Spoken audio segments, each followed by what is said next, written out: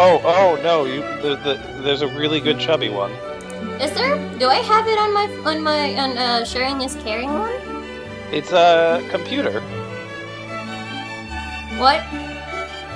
Oh, I don't have it here actually. That one. Okay.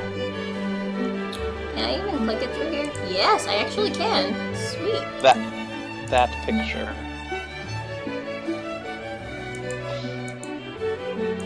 Yeah, if you see that, he doesn't look that chubby though.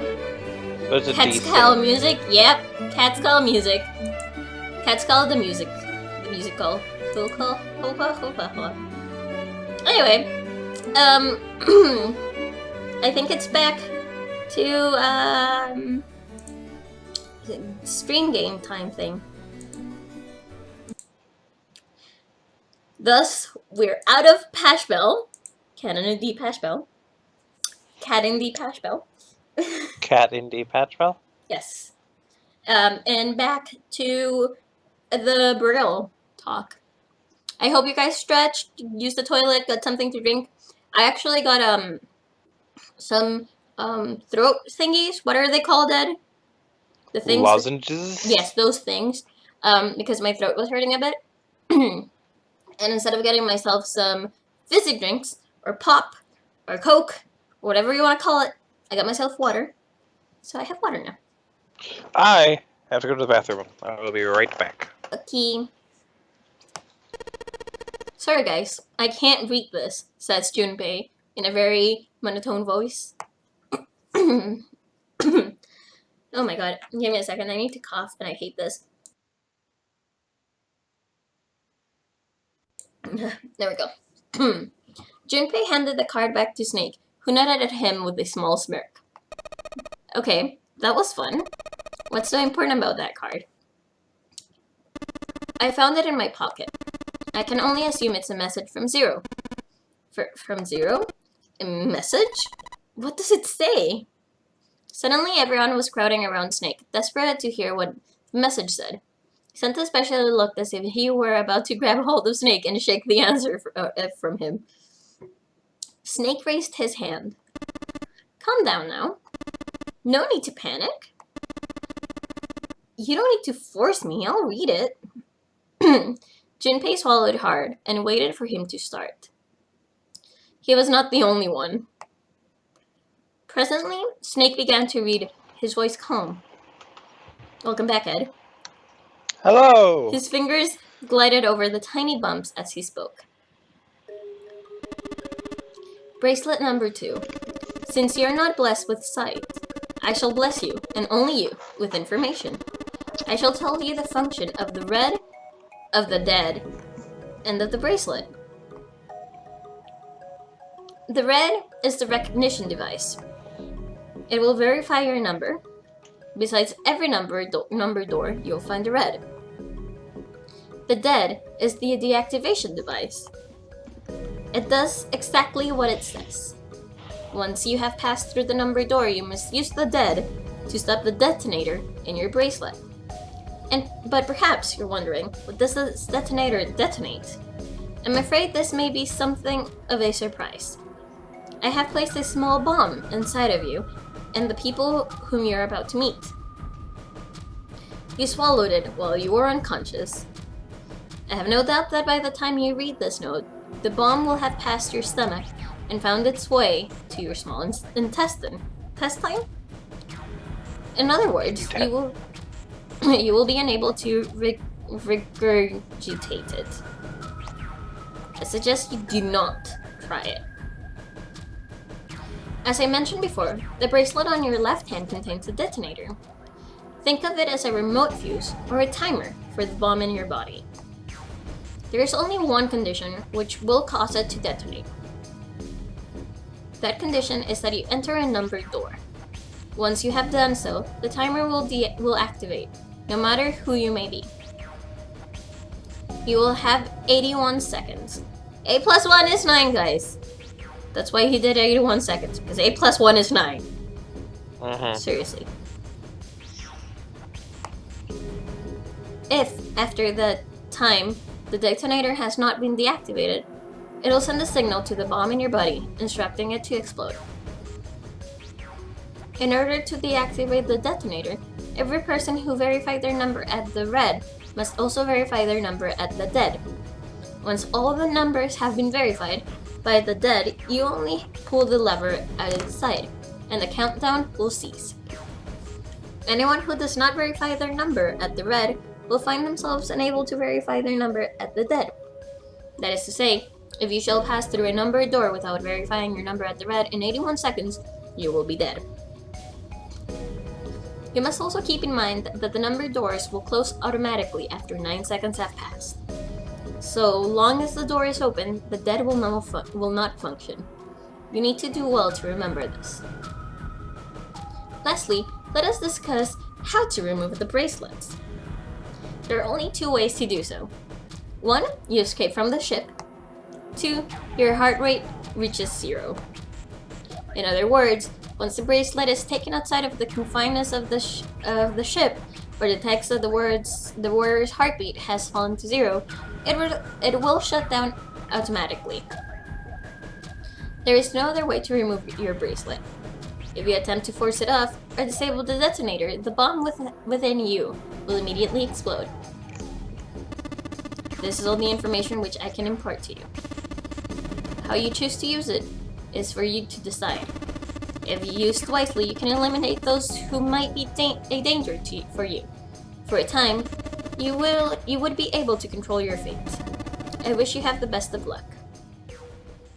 And another hour has passed. Yes, another hour has passed. It's literally been at least an hour in the game, and they're still just standing around talking. I think that makes sense, though. Because of the type of game this is, like. But also, if I was told I have 9 hours, I'd be like, "Fucking someone open this door! God damn it!" I guess that's true. Yeah. Snake finished reading and carefully returned the card to his pocket. The message had been lengthy, but its meaning was clear. Only those who verified their numbers at the red could pass through the numbered doors. Teams could not increase or decrease their numbers. The reds, deads, and bracelets enforced the rules. There were judge, jury, and executioner. In defiance of Zero's suggestions, both Santa and Seven put fingers down their throat and began to gag. The rest stiffened. Some touched their stomachs. Some simply stared at their bracelets. Junpei gingerly touched his stomach. There was a bomb inside his body. The thought of it made him queasy. His stomach felt utterly hollow, and his legs were weak. Why had Zero designed such a ludicrous game? Junpei looked over at the others. All right, I'm gonna ask one more time. Do any of you know anything about Zero? They were all silent, each person waiting to hear what the others would say. Finally, Santa spoke. Actually, I saw him. I saw Zero when I got grabbed. I didn't see his face, though. Son of a bitch was wearing some kind of gas mask. What the hell? Come on, guys, give me something. You know, like surprise or something? Instead, it was Santa who looked surprised. There was a moment of silence, and then everyone spoke at once. Yeah, I saw him too. Me too. He was wearing a gas mask. So everyone saw him wearing the fucking gas mask. The stories were sorted out. The truth became clear. All of their stories were the same.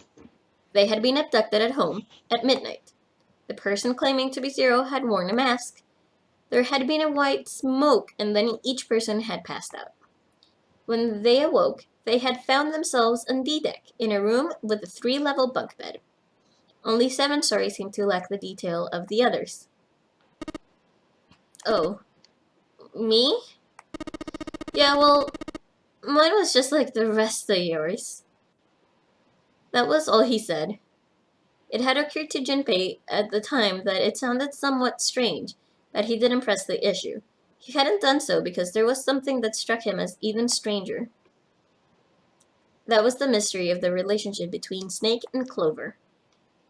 For some reason, they had been abducted at from the same room and woken up in the same room.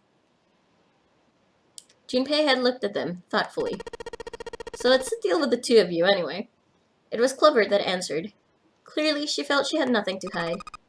We're siblings. Siblings? Yes. Snake is my older brother, obviously. That means I'm his little sister. That really so hard to understand? Junpei was taken aback. The others seemed just as surprised. She's correct, of course. He laid his hand on Clover's shoulder. Are you surprised? Well, yeah, but why? There are other people here with connections to one another. Those two, for instance. Snake pointed at Junpei and June. Even though he's blind, he pointed exactly at them.